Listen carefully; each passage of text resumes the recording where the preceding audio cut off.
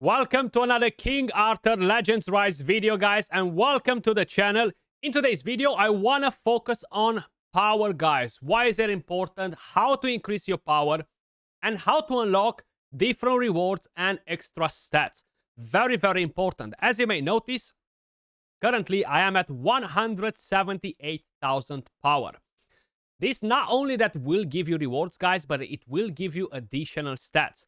Now, unlike in the majority of other games where power doesn't really mean a lot, in King of Arthur Legends Rise, it actually does, mainly because of those additional stats. So if you're gonna click right here at account, combat, power, etc., you will notice that you are unlocking the rewards and additional stats. So my main advice to all of you guys is to try and push to 175,000 as fast as possible. And it's not mainly because of the attack that you're gaining, it's mainly because of the attack speed. That will be very, very important. Now, there are some very simple ways on how you can actually increase your power without having all of your characters at level 60, right? So let me just quickly walk you through what methods I've used and I'm using to further increase my power, my combat power, right? You are getting tons of different rewards from here as well. And at the end, you are getting a legendary hero, guys. 434k. That's a bit more than what I currently have, by quite a bit, more than double. So it will take me some time to get to that. Don't get me wrong. We need 6-star gear, etc. to really get to that point. But you are getting no additional stats from the other levels. Once you reach 175k, you unlock all of the additional stats. That's why I would strongly suggest you to push to that level. So, if we're going to go over to the hero tab, as you may notice, this is my roster right here. All of the heroes have a power right here. Kai, for example, is my highest power character, the best build, the best everything, right? 8,500. Every little thing you are doing to your characters will increase your power, guys. Starting with chivalry. Do your chivalry on all of your rares, all of your commons. Do not trade them for tokens, because there is absolutely no point to do it just yet when you want to invest in all of the characters that you will eventually use in some form of content, okay? Very, very important. Now, I'm not telling you to go and do it on commons. You can do it if you want. That will help you a little bit as well, but it's not the most important thing. So every chivalry will give you some additional combat power. Skill level up. That's something that I haven't noticed to increase the power, but maybe I'm wrong and maybe it does. I haven't really paid attention when I was doing it. Awakening your characters, it will give you more power, of course. Not only that, but it will unlock new slots for gear. Then, leveling up a character. Awakening your character, advancing it to the next star, it will give you power. And the more important thing that will give you power, of course, the relic, leveling up your relic, advancing your relic, awakening your relic, will give you more combat power.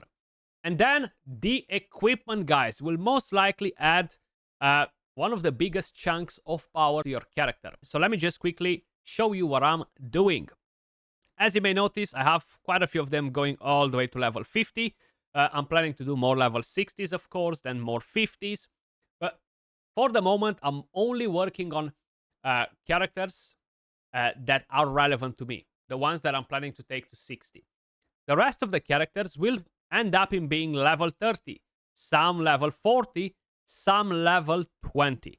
Now, at the moment, I am not planning to invest a lot into common characters, but as you may notice, giving them a few levels, putting some gear that you were selling for pretty much no gold before, will increase the power, right? So the cost of upgrading a character to level 20 is none. Almost nothing, right? It's super, super low. And I strongly suggest you to go and do all of the characters that you have available to level 20. You're probably gonna waste a couple of 100k of gold and a bit of XP. It's barely taking any XP to take them to level 20. So 100% worth it, just because of the power that you are getting. You see, all of my characters are at least level 20. Now, in the longer run, once I'm gonna try to push to a higher combat power just to try and collect the rewards, I will do all of my commons at least to level 50. So once I'm done with my main characters, once I'm done with defeating most of the challenging content in the game, that's when I'm going to start taking the uncommons to level 50. Sorry if I said commons before. And I'm going to take the commons slowly to level 30. Maybe at some point to level 40 if needed. Now, the next tip, guys, is give them gear. You have all of the 3-star gear that, you know what, you're just going to end up in selling. Do not sell it, or you're going to have all of the 5-star gear, 4-star gear that has flat stats that you're not really planning to use, and eventually you are going to basically sell these pieces. Equip them on these characters. You see 36 power. That's not a lot, but once we are equipping another piece, let's see if we have something that's not as good, at least that has some flat stats maybe. Do we have any? I'm pretty convinced we do. This one right here. 231 power, and bang, we just jumped in power because we gained the bonus set, the 17% crit rate. Then look for other pieces that you might have that don't look too good, and you know what? Go and equip them. And do this for all of your characters. Not for one, not for two, for all of them. Now, it will take you a bit of time to accumulate a lot of gear and stuff, especially gear that you're planning to sell. And to be honest, it's definitely more likely to get a lot of trash gear with bad stats that you're not really going to use, right? Right now, we are at 1,500 power, just like that. And I'm going to look to put more pieces on this character. Now, one thing that I would not really recommend you to do just yet is leveling up the gear. So right now we have 1,566. If we're going to give 3 levels to this piece, 18,000 gold is a bit too expensive, right? The rest of the things that I've recommended you to do, they don't cost nowhere as much. But this will give me 34 power, right? I think it was 34 if I'm not mistaken. So it's not a lot, but the more we move into the end game, once we're done with building all of our teams and stuff, and we have extra resources to spare, that's when we can come back and revisit all of these characters that we leveled up and built with random gear, and then we can give them a few levels if we want to. But in the meantime, maybe you have better gear that you want to store, you have better gear, and you want to use these characters for adventures or for some specific content where they are relevant. The cost of removing the gear is very low. So again, you're not going to lose a lot of gold in the process. It's 100% worth doing, guys, especially right now, just to be able to gain all of those additional stats on your characters. I feel like it's just so important, and I cannot recommend it enough, right? Especially to get to at least 175k power. So what do I have? Anything that looks bad? This is level 12 already, so most likely I'm going to use it on a relevant character. Seems like I don't have boots now. That's fine. You know what? I'm going to come back later at some point, and I'm going to give boots to this character as well. And just like that, I gained like almost 600 power. And because this is an uncommon, as I mentioned, I am planning to level all of them up to level 50 in the long run. You have Chivalry. There is no point to trade all this. So we are going to just gain more power. Not a lot of it. 53 power from this one. Then 53 from this one. And probably another 53 from this one. But we got 150 power. Just like that. And it might not sound like it's a lot, but it will add up 100%, guys. And once you are done filling up the Chivalry for all of these characters, then you can trade them in for tokens. But I'm going to show you that in a second, just in case if you haven't noticed. Talking about skills, the reason why I would not recommend you to upgrade their skills is because you need these brooches, right? These emblems. And these are being used on all of your characters. They don't have a specific rarity. They just have different types. And I would not recommend you to waste them on lesser characters. At least not anytime soon, right? Maybe in the long run. Awakening them, again, is something that I would not suggest you to do. Because these materials are pretty hard to come by, at least at the moment. Once we're going to unlock all of the high stages in the favored dungeons, then we're going to be able to throw these gray ones, the common ones, at the characters, you know, and do 1-star, 2-star awakening. Once we're going to pile up a lot of them. But for the moment, and I feel like it's going to take us a long time to gather, I would not recommend you to do it. Now, as I mentioned, level 20 is good because it's not using stones.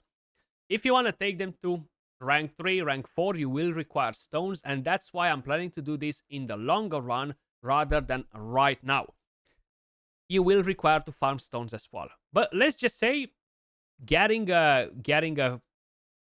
3 stones and 5 orbs, which I already have loads, is a decent price to pay. 12k gold, bang, we unlock that skill, and now we can just do this maximum. And it's not really using a lot of XP potion, is not using a lot of gold, and you just increase your power. So we are right now at 2000 power. We almost doubled the power on this character by just spending very few resources and gaining big, guys, okay? Very important. And you can do this to all of your characters. As you may notice, I've already done it ages ago, and I will continue to do so to increase my combat power and collect the rewards. I want to get a legendary from there, right? Everybody wants to get a legendary from here, so why not? Plus, we're getting mythical materials from here, which most likely won't be as scarce later once we're going to start farming higher stages. But to get to the legendary is going to be a long, long run. Probably we're looking at a few months, at least if I'm not going Kraken mode on the game, which I'm not. I'm definitely not planning to do. Just in case, if by any chance you had no idea about this, if you go right here, you can actually trade tokens and purchase some other memory stones if you need to. One of them resets daily, one of them resets weekly. You can do so for relics. So if you're aiming to get a specific relic, like I'm just doing it right now and I'm able to get her, mwah, beautiful. I was waiting for this one. This is super powerful on Rosier, the best relic for her, and I finally got her. I finally got it, sorry. I can definitely use that now. I'm a bit excited. You can basically trade your dupes. So once you get a lot of dupe characters, you can come to these exchange shards, select whatever rarity you want. I'm going to do only commons. As I mentioned, I want to get the chivalry done on all of my uncommons. All of them. And I'm going to get 25 medals. It's not a lot. Now, if you are really looking to get the memory stone for one legendary and you think you have enough to sell, I would still not recommend you to trade your rares, because rares are very, very important. No matter which one of them, they will be important, right? So do your chivalry first. And forget about the legendary memory stone. That would be my advice, though. Keep them, do your chivalry. Once you're going to have excess of the same character, you're going to know it. And you can come and then trade it. Get these medals right here, the hero shard. You can go to heroes, and then you can purchase different memory stones for them. But you see, for a rare is 375, pretty expensive. And for a legendary, 5,000. It's going to be a freaking long time till we get to the 5,000. Now, for the relics, it's actually much, much better. You summon the relic, right? You got it up and running. You got to make sure you're not trading these ones. You see, I've just purchased the flame one, the fire one for a Rosier. I did not have that before, but it still appears here. So always make sure you're checking all of your characters, especially rares, to ensure that you are unlocking the relics. Now, unlike the heroes, the relics for commons and uncommons are actually pretty irrelevant, okay? I don't really care about them. They're not really doing anything except just changing the elemental affinity, basically. It might be helpful in some cases, but not very often. So I'm going to trade them. And you are going to get more currency like this. The price for relics is not as busted as for legendary memory stones. I mean, it is as busted, but you are able to basically acquire more rather than not as busted, because it's 52,000 for one legendary. So again, it's going to take us a long time to get that. But you can get them eventually. But as I just showed you right now, I just dropped the Rosier Flame Relic, sorry, not Flame Tongue. And that is amazing. But that was all for this video, guys. I just wanted to show you the importance of combat power, how to basically get it up, why it matters, and you can do it at pretty much almost no cost, guys. Very minimal cost, and you're gaining massive return for it. And yeah, make sure you guys are checking the token trader right there in case if you missed it, right? I've only discovered it after a few days for whatever reason. As usual, if you enjoy the content, smash a like, subscribe, do all the YouTube stuff, and I'll catch you all in the next video.